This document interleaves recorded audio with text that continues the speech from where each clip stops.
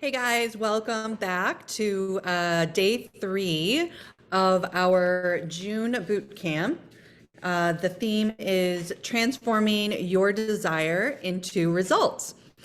Today, day 3 is going to be all about how to level up your self-image, right? How to level up the concept that you have of yourself, that you hold of yourself, that's getting the results, right? It's the concept, the self-image that we hold of ourselves is a direct reflection of what we're drawing into our life. So if we want to create something new, we have got to go to the self-image, right?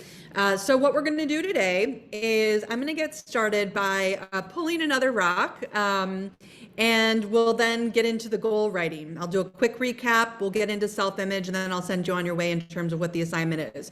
So on Tuesday, on day 1, we had trust, right? That was, do you trust yourself? Do you believe in yourself? Those are all really great questions to ask. And then yesterday we had day 2, we had freedom, which I love the sequence of this. So what are we going to pull today? I'll close my eyes, go ahead and grab, let's see.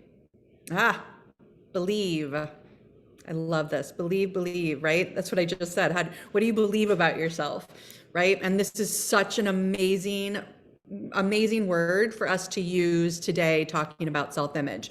So the questions I want you to ask yourself around belief is, number 1, where would you like belief in your life? Like, where would you like more belief? Number 2, how do you already experience belief in your life? Number 3, how does belief affect you? Number 4, what can I do now to live a life of belief or believing? And then number 5 is we want to come up with our own affirmation. I am blank. I am, right? Anything that comes after I am, we're declaring that we are, right? We are whole, we are. There's no lack, there's no scarcity. So maybe it's, I am a believer. I am belief as a whole. I am whole. Like, it can be anything related around belief and believe. Okay, it's such a great word for today. I'm so excited. All right. Now let's do this. Let's go ahead and, just quiet our minds and take out a piece of paper or your journal and a pen. And let's go ahead and just take a minute to write out our goal. All right, I'm going to do the same here. I'm not going to put on music because YouTube gave me a hard time last time. Right, so I am so happy and grateful. Now that, and then go ahead and write your goals so it's at the forefront of the lesson today.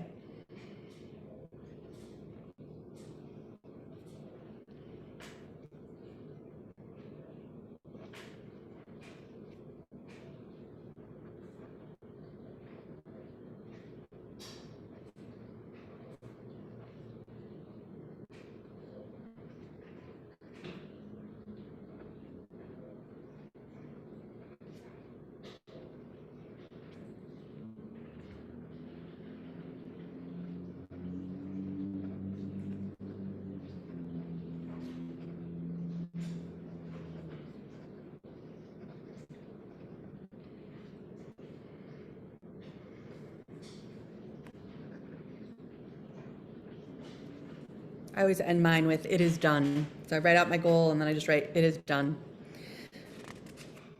All right. So what I want to do is, self-image or self-concept, the concept that you hold of yourself is such an important lesson to really understand and to really get. Okay, so I want you to really listen carefully today, because if you're hearing this, if you're a part of this call, if you're watching the replay, I've been saying it all week, like, you're here for a reason. All right. And there'll be a special offer at the end of the call, at the end of the lesson today. So make sure to, to tune in. So to stay tuned in and watch to the end. All right. So I'm going to actually jump right to a few slides today. Again, keeping it really simple and very direct this week. So, step one was making a decision that you're going to transform, right? You're going to transform your results, your life. Just first step, just make that committed decision to yourself and to the universe. And you don't need to know the how. You do not need to know the how.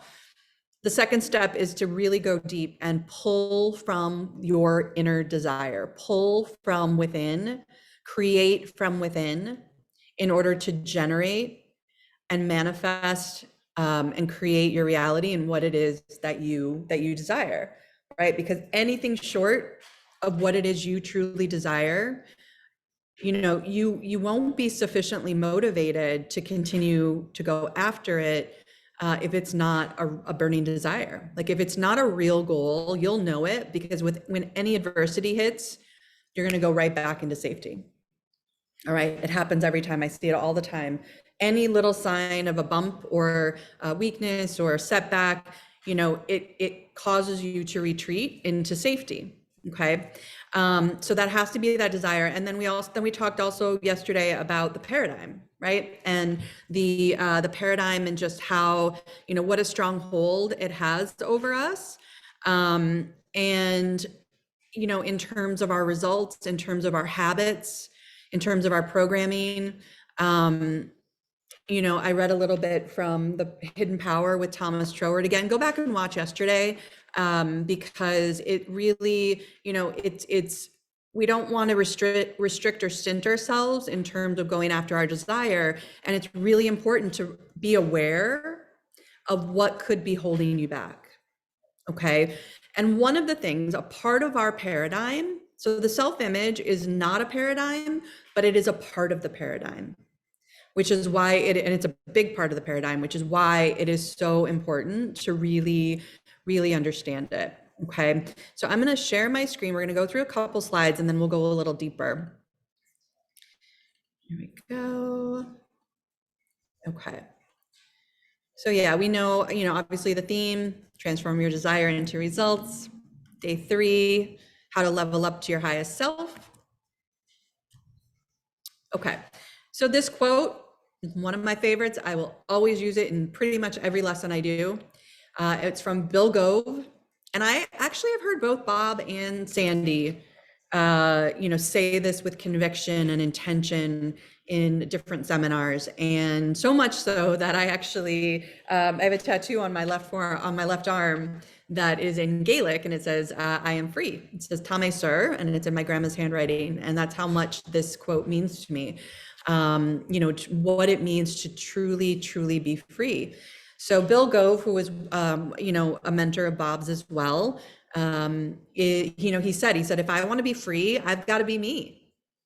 Not the me you think I should be, not the me my husband, wife, partner, or kids think I should be, not the me even like my coach, right? A coach or a mentor thinks I should be. That was a mistake that I made for a long time. Was I thought I was supposed to be at a certain level. I thought I was supposed to be doing things, a certain way in order to get, in order to get different results. And to some extent that's true, but I was doing it to not impress, but kind of like, I thought that I was just following what was to be told. And I wasn't really pulling from my burning desire. I wasn't really pulling from within.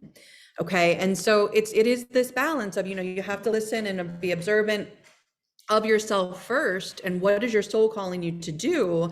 And then take the direction, right, of the coach and mentor. A coach is not for us to do it for you. It's for us to guide you and come from a different level of awareness and a different paradigm, right? Because I've been there.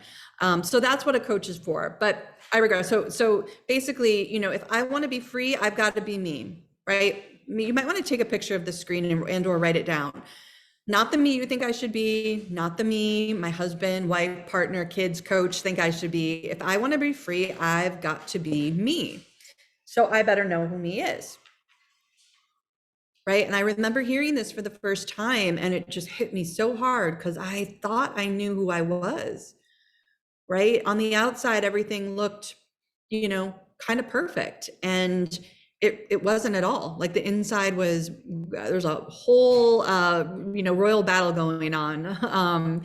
Even before I became aware of that. And then once I started learning this and really working through my own personal development, it became pretty apparent, I was getting the results I was getting because of the image I held of myself. Okay. So, this work requires you, I will continue to say it, it requires you to get brutally honest and raw and real with yourself. And I mean the rawest of the raw. Like you have to really look at your strengths. You have to look at your weaknesses, especially your weaknesses, to understand where your gaps are and how you can close those. Okay. So the self-image, we know we've been programmed, right? And in the deep recesses of our mind, there's a perception of what you are, who you are, what you're worth, and that is your inner self-image. It is that control mechanism that determines what comes into your life and how well you do. Okay. And the self-image work is really important to understand because you can never outperform your own self-image. All right. You can change it, but you cannot outperform it. And so you have to really see yourself and feel yourself being and truly become that person at having achieved your C-type goal before you can attract who, what, when, where, all of the things that you need in order to manifest it. All right. Then we've got the outer self-image, and that is the one that we project to the world by the way you walk, talk, dress, meet and greet people. That image is it's an expression of the inner image, right? So it is a part of the self-image, the outer image as well, but it is, and that's how we express ourselves. But oftentimes the two do not match. Okay, how we truly see ourselves and the image we hold of ourselves, what we believe about ourselves is different than what we project to our outside world. So let's see here. Okay, so we know that, go back a minute, there we go. I love this image. I'm not a big cat person, to be honest, but I love this image because we've got the little kitty, and then we've got the lion in the background, and that's just it. Like often we are not aware of the image that we hold of ourselves. And like I said, it influences every area of our life. Okay, so the inner image often is much smaller than what we're projecting to the outside world. And the key is to get them to match. And the key is also to continue to grow with it, right? Every time you set a new goal, we need to be creating a new image because we're going somewhere in ourselves first that we haven't been before, right? And so that's always going to require a new image. So psychocybernetics, the best, read, best study material for self-image, hands down. And I'm just going to touch on them, the key points in here because, they're really, really critical. So, and I don't want to miss any. So I'm going to, basically the first concept from this book and from, the teacher Maxwell Maltz is that our self-image is formed by our experiences, right? And if you think about like when you were a baby, right? You didn't care likely what you look like or who you were surrounded by, yourself with. You had no real concerns of like who or what you were. You were just very free and imaginative, right? And you were likely happy and playful. And, we all start out that way. So since most of us though are no longer operating, like that child, like that baby, then the image that you have of yourself has really been formed for you first by your experiences as you've gone through life, and they can be both positive and negative. Okay. Number two is the conception, the concept that we hold of ourselves. And it's the conception of the kind of person that we are. And, we all have this concept of ourselves. It's a viewpoint of ourselves. And at first it's formed for us, by the people that raised us, right? From our caregivers, parents, siblings, teachers, they formed concepts of us. And as we're growing up, our parents look at us through their own paradigm, right? Through their own programming, their own experiences. And that forms a viewpoint of us. And then, they tell us like who and what we are and what we are not, and what we can do, what we shouldn't do, what's right, what's wrong, and what's good and bad. And all of these beliefs just get installed in us, and some of them might not even be true, right? And because they're coming from their own paradigm. I catch myself all the time saying things, especially to my youngest, who I know is so much more impressionable at this point. I mean, they all are for sure, but it's just that you have to really be careful if you are a parent, or you have children that you're around. Like, you have to really be careful about the words that you use and the things that you say. I catch myself all the time like, why did I just say that, even now? And I'm like, oh, that came from past programming. So what happens is that like I said, it forms a concept of the kind of person that we're at, and then we just start making agreements with ourselves, right, of who and what we are and what we are not. And then we just kind of carry them out habitually, right? We just kind of carry everything out habitually. It becomes a habit without really thinking too much. Yesterday I talked about drifting, right? I read from Outwitting the Devil. And that's just it. Like, we're drifting when we're not really thinking for ourselves. And when we do that, we just kind of end up going through life like that. We don't question its validity. We don't question the validity of our self-image. It's very rare that we ever question the validity of our self-image. And we've just accepted who and what we are based off of the program that we've been given, right? We didn't choose it, we've been given it. So we believe that this image is true, and we act as if it's true. And it's kind of like, someone just gave us these marching orders and we're just carrying them out, right? And so we act like that person. And in fact, it's really hard to act any other way. Okay. And no amount of willpower will stop it. I know when I started working on my self-image, I used to think that willpower, because the will is one of your higher mental faculties, is that I will just, I will will myself into this new self-image. I will will myself towards my goal. I will have persistence and all of the qualities that are needed. And all of those qualities are needed. However, it is a different energetic shift when you actually become that person from the inside out, right? You start to really feel aligned with your higher self. And all I can say is that it really only comes through repetition, right? Practice, practice, practice. It comes through coaching and mentorship. It comes from, doing the work, right? Really leaning in, being real with yourself and open and honest and vulnerable with yourself first, before you can step into that new person. Okay. And so, again, we act and feel in accordance to what we imagine to be true about ourselves. So the question is, right? I love it. Believe. That's the word for today. I promise this is not planned.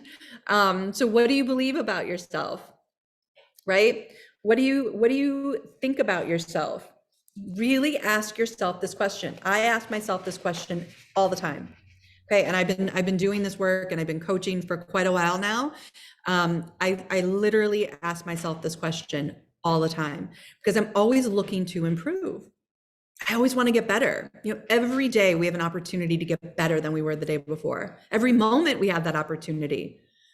So the more you do, the more you self-study, okay, the more that you study yourself, the more you're going to be able to accelerate the process and really, really do that internal work, right? So what do you believe about yourself? What do you think about yourself? How do you feel about yourself? Right? And so, because what it is that, the belief that you have of yourself, that are causing your, behavior, right? The beliefs that you hold of yourself, they're causing your the behavior that you're demonstrating, right? So an example is like, if you wanted to release, let's say you wanted to release 10 pounds. Okay. And, and you start to do the work that, like, you might know how to do that pretty easily. You know, and you might know by now, like what works with your system and what doesn't. And if you want any help with that, let me know. You know, I'm a nutrition coach first. But I can definitely help you with that. But like if you wanted to do that, right, and you start to go down the path of like, let's say you're, a week, you're really good at the secondary foods that you consume, you're really great with staying to your, a workout routine, even if it's, a very simple one. It really doesn't take much to get the body moving. But then if all of a sudden, let's say you have a day or two that you fall off. And, the key with that is not to be hard on yourself, but just acknowledge that behavior. Do you have a pattern of that? Right? Is there a pattern going on that is creating these results? Okay, so that's what I mean by the behavior that you are demonstrating. Okay, what I have found is that, what people think about ourselves, right, is that I am not who I think I am. I am not who you think I am. I am who I think you think I am. So this is just like that projecting, right? So I am not who I think I am.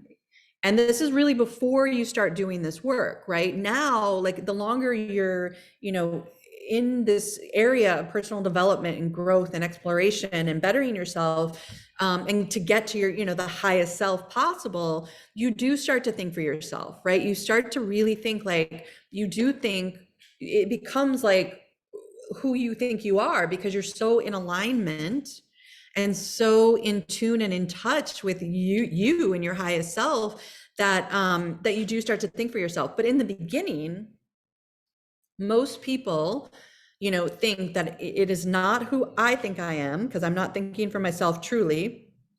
I am not who you think I am. I am who I think you think I am. Right? And so that is like, I remember when I first heard that, it like took me a little while to really wrap my head around it. But it's so good. And, because what we're doing is we're projecting onto other people, what we're picking up from them, right? Who we think that they think that we are. And, that goes back to the inner image and the outer image, right? And so, the inner image is a projection, is an expression, or the outer image is an expression of the inner image. So yeah, like my example, when I was in corporate, I did everything. I worked really, really, really hard and climbed that ladder and did what I needed to do. And, but there was this inner image that was, I was very fearful. I was very scared of, being like found out that I felt like I was a fraud at some point. I felt like I didn't have a very strong self-image, like inner image. Okay. But everything I projected to the world around me was that I was strong and I was, and I am, but I mean, like, it was a much different image than what was going on inside. And so that's why I know now, like my results were always all over the place. I'd have like a really great month and then a not so great month. I'd have a really great year. And then I'd go back into, where that internal thermostat is set. Okay. So that is the importance of self-image. So we're going to end, I'm going to end the slides here today. But what I want to do next is because Troward has just been speaking to me this week. I think that there is one of the most beautiful essays that he wrote that is from this, the Hidden Power. We started with entering into the spirit of it. And then we read a little bit of the Spirit of Opulence. And today what I want to read from is Touching Lightly. So it's another essay, a short one that's called Touching Lightly. And I'm just going to again read the first few sentences, and then you can look it up if you want. You can Google it, Touching Lightly, Thomas Troward. You can get an audio as well as, the text. But he starts by saying, what is our point of support? Right? He asked that question. And I ask you, like, what is your point of support? Is it in ourselves or is it outside of us? Are we self-poised, or does our balance depend on something external? Excuse me, like, are you waiting for that paycheck? Are you waiting for that bonus? Are you waiting for that relationship? Are you waiting for the scale to say, whatever it is you want it to read? Or is it coming from within? And this is so important to really understand, right? And I don't mean understand it on an intellectual level. I mean, and understand it on an emotional level. It is completely different understanding, okay, and awareness. So what is our point of support? Is it in ourselves or outside of us? Are we self-poised, or does our balance depend on something external? According to the actual belief, right? Which is, I love that this is the word today, believe. According to the actual belief in which our answer to these questions is embodied, I love that word too, so will our lives be, right? So according to the actual belief in which our answer to these questions is embodied, so will our lives be. In everything, there are two parts: the essential and the incidental.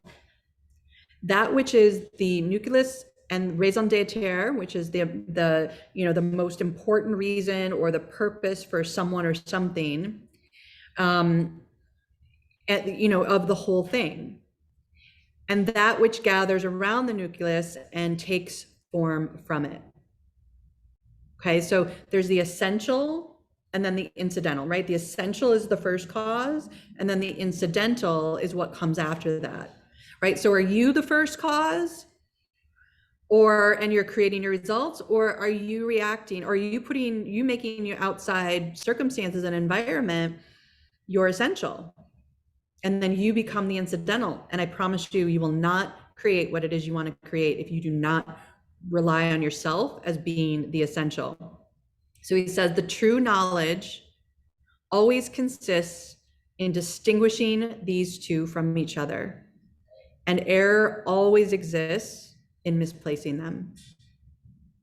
And then he goes on, it's a beautiful, beautiful essay where, he just says, in all our affairs, there are two factors: ourselves and the matter to be dealt with. And since for us, the nature of anything is always determined by our thought of it, it is entirely a question of our belief which of these two factors shall be the essential and which the accessory or the incidental. Whichever we regard as the essential, the other at once becomes the incidental. The incidental can never be absent. Okay, so that's really important. Like, you need both, right? Like I was saying yesterday, I think the conscious mind and the subconscious mind, you need both, right? We take in through our conscious mind, and the key is to really understand how that processing works, and it all plays together, right? It's the decision, desire, your programming, your self-image. This is not, one thing is going to make the difference. It's finding that thread and weaving it between all of it, right? And having the accountability and the support to keep you on track, because it is very easy to fall off track. I know that when I started, I mentioned, I believe on day one about, sitting in that ballroom in LA and just making the decision, no idea how I was going to invest in mentorship. But I knew I had to. I was so sick and tired of being sick and tired and getting these results that were all over the place. And again, like on the outside, no one would have not known the difference, but there was just there was some sort of, lack internally where there was a fulfillment that was missing. Okay. And so that's what really propelled me to go searching for answers. But, I had a lot of fear when I started off on that journey. Like I had a lot of fear. And it came in, fear of a failed marriage, another failed marriage, fear of my health at the time, fear of finances, fear of not being successful. Who did I think I was to be able to leave a job that I had, a career that I had worked so hard to get to, and put all this pressure on, my family and even myself that I wanted to go and fulfill a dream and a passion. And so I say that because I knew, like, I had a lot of fear, and I knew the only thing that would help me through that was my environment. So I had to get into the right environment. And that's why I do what I do now, because I love creating environments like this, and like the coaching, the clients that I coach, especially on the group calls. It's just so beautiful, right? It is essential. Again, going back to essential and incidental, it is essential that you put yourself first and decide to move yourself forward, because no one else can do that for you. Okay. So that's the lesson that I had for you today. What I want to offer, as I mentioned, is, I'm going to be doing, I want to really encourage you guys. I want to work with you on being able to make sure that your goal is so airtight, so locked in, that it is doing for you what a proper goal, a true goal should be designed to do, which is to accelerate, jump, compel you, get you to quantum leap into, towards between now and the end of the year. So my offer is this. I'm going to be holding a VIP workshop this Saturday, same time, 11 a.m. Eastern time, in the US, New York and Toronto, really. And so it'll be a 2-hour workshop where I'll be working with you, the first 10 people to sign up for the discovery call. I'll do a little bit of pre-work, and then we'll get you into this group so I can work with you closer to make sure that you are where you should be by the end of this week, okay? Because everyone is so different, and my goal, my mission is to make sure that you are on track to where you want to be before the end of the year, okay? So that, again, is the first 10 people to schedule a discovery call with me. You will get access to this VIP closed door workshop. It'll be done over Zoom. It will not be rebroadcast or recorded. And that will be this coming Saturday, and at 11 a.m. Eastern time. So then, so my first assignment is, please, we will, under the assignment, for today, we will drop my calendar link into the chat, into the comments. And I want you to take that calendar link and go ahead and schedule your call. Even if you schedule it for next week, that's totally fine. But then, like, again, the first 10 people that do it will get access to this, this Saturday call. Okay. And if we have I might add on a second one if we have more, but I can't be sure because the timing is a little tight. But so yeah, please go ahead and schedule your call. And then the assignment for today is, I want you to do some mirror work. All right. Mirror work is one of the most powerful forms of auto-suggestion that you can do. Okay. So what I want you to do is, I want you to put your timer on for 5 minutes on your phone, look yourself in the mirror, and auto-suggest your goal and or one of the affirmations that you wrote this week, right, as a part of our the rock exercise. So we've got trust, freedom, and believe. You can change that to belief if you want, but I want you just to auto-suggest either your goal or an affirmation that's really sticking true with you right now. And what you're gonna do is, you're gonna look, first in your right eye and say the goal of the affirmation, and then your left eye. And then you're just gonna keep bouncing back and forth. And when you do it, I want you to you wanna get really close up, just a few inches from the mirror, and really look yourself into the eye, because what that does is, your eyes are the gateway to your soul. And so you're speaking directly to your soul, to your subconscious. Right? So it is so powerful. Okay. It's going to, like I said, it's going to feel awkward in the beginning. It took me a while to warm up to it, but again, this week is all about driving you guys into action, keeping these exercises and lessons like short and sweet, so that you can do just that. You can move right into action. And then, and so that's the assignment for today. Again, we will drop my calendar link into the comments, and then, we'll go from there. Please message us if you have any questions, you need anything. We're here for you guys. And that's it. Thank you so much. Have an amazing rest of your day. See you soon.